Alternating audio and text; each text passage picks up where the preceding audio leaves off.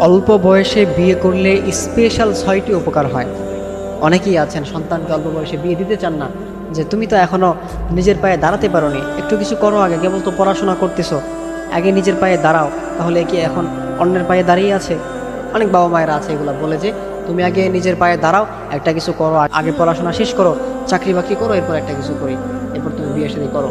অনেক বাবা মায়েরা আছে সন্তানকে এরকম করে বিয়ে দিতে চায় না। মনে রাখবেন, আপনার সন্তানকে আপনি যদি অল্প বয়সের মধ্যে বিয়ে করাতে পারেন, তাকে যদি আপনি অল্প বয়সের মধ্যে বিয়ে দিতে পারেন, তাহলে তার কিন্তু 6টি স্পেশাল উপকার হবে।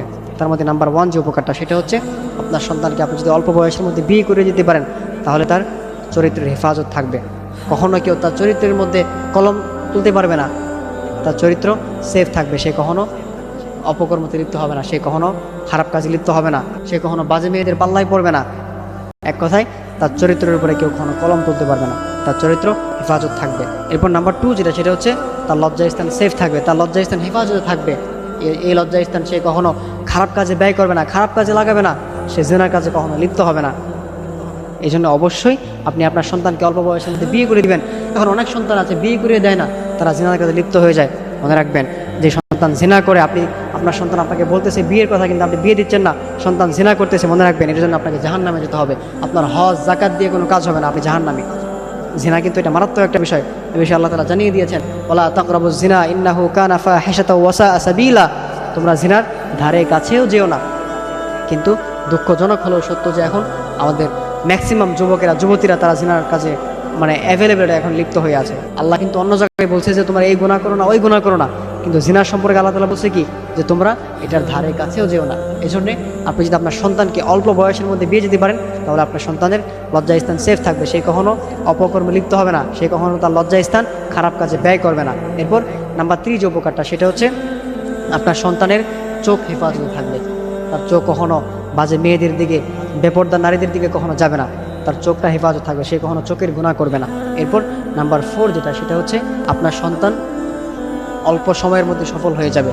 সে দেখবেন যে যে কাজে হাত দিবে সে সফল হবে, আল্লাহ তাআলা তাকে সফলতা দান করবেন। কেননা সে যখন বিয়ে করে ফেলবে, তার মধ্যে কখনো বাজে নেশা, বাজে কোনো কাজে চিন্তা ভাবনা থাকবে না, সে তখন রিজিকের সন্ধান খুঁজবে। কোন কাজটা করলে তার রিজিক বৃদ্ধি হবে, কোনটা করলে সে লাইফে উন্নতি করতে পারবে, সে কোন কাজটা করলে সে সাকসেসফুল ম্যান হতে পারবে, তার মাথায় সবসময় এগুলাই ঘুরপাক খাবে। এই জন্য অবশ্যই আপনার সন্তানকে দ্রুত বিয়ে দিলে তার মধ্যে কিন্তু আপনি এই সফলতাটা অল্প সময়ের মধ্যে সে পেয়ে যাবে।